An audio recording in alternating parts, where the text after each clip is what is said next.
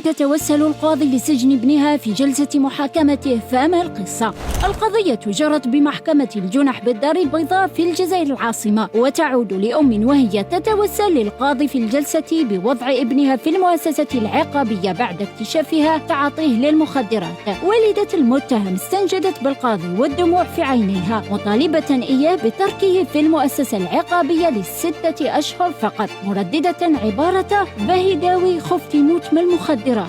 مجريات المحاكمة كشفت أن الأم هي من تقدمت بشكوى رسمية ضد ابنها بعد ما تعرض مسكنها العائلي للتحطيم وانكسار الأغراض المنزلية. الضحية قالت أيضاً أنها عثرت على محادثات واتصالات بهاتف ابنها وتواصله مع أصدقائه المتاجرين بالمخدرات لتثبت أنه يعاني من إدمان المخدرات من نوع تشوشنا. في نهاية الجلسة وكيل الجمهورية التمس تسليط عقوبة 6 أشهر حبساً نافذاً في حق المتهم، وهذا بعد ما سحبت الأم شكوتها وأصرت على إبقاء ابنها في السجن بغرض المثول للعلاج بدل العقاب. ليتقرر النطق بالحكم الأسبوع المقبل.